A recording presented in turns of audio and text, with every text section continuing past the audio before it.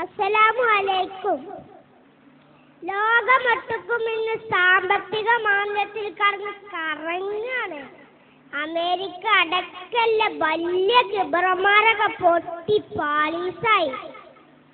കിബർ നടിച്ച അങ്ങനെ തന്നെ ഇമാം നവവി റളിയല്ലാഹു അൻഹു പറഞ്ഞൊരു കഥ ഉണ്ട്. ഈ സമയത്ത് അതിന് നല്ല പ്രസക്തി ഉണ്ടാവും. അത് ഞങ്ങൾക്ക് പറഞ്ഞതാണ്.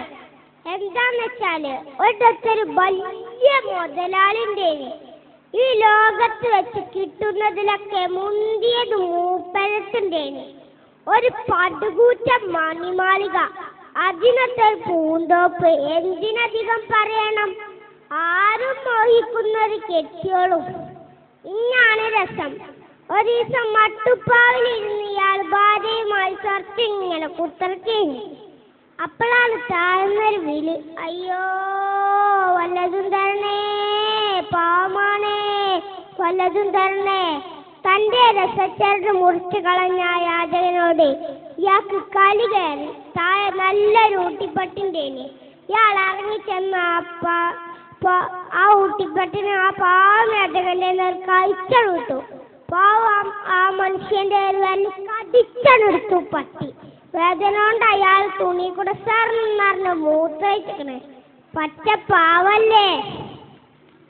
സംഗതി ഏതായാലും മുതലാളിന്റെ പെണ്ണുങ്ങളെ നല്ലോളേത്. ഓള് പറഞ്ഞു, ഇക്ക നിങ്ങളെന്താ കാട്ടിയത്? ആ സാധുവിനോട് മാപ്പ് ചോദിച്ചോളി. അയാൾ ദേഷ്യം കയറി പറഞ്ഞു, ഇച്ചൊന്ന് പോകണ്ടെന്ന്, ഇച്ചു മാണ്ടിയതൊക്കെ ഞാനും കാട്ടും പറഞ്ഞു.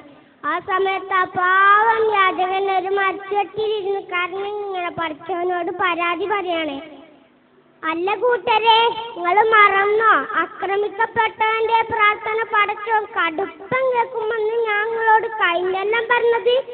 അതേമാതിരി ഇയാളെ തുണിയും പടച്ചവും കേട്ടു. പിന്നല്ലേ പുകില് നിങ്ങൾക്ക് കേൾക്കണോ? ഈ മുത്തക്കബിറായ മുതലാളിക്ക് അസുഖം വന്നു. ചില്ലറ അസുഖമൊന്നല്ല, എല്ലാരും വെറുക്കുന്ന അസുഖം. ഏതായാലും കുറെ ചികിത്സിച്ചു നോക്കി, കോയി ഫായിദ നഹി ഹെ. മാത്രല്ല ഇല്ല സ്വത്തൊക്കെ വിറ്റ് തൊലക്കുകയും ചെയ്തു. ഒടുക്കെ ആ വലിയ മാളികയും വിറ്റു. സ്നേഹനിധിയായ ഭാര്യ അല്ലാത്ത എല്ലാവരും മൂപ്പരെ ഒഴിവാക്കി.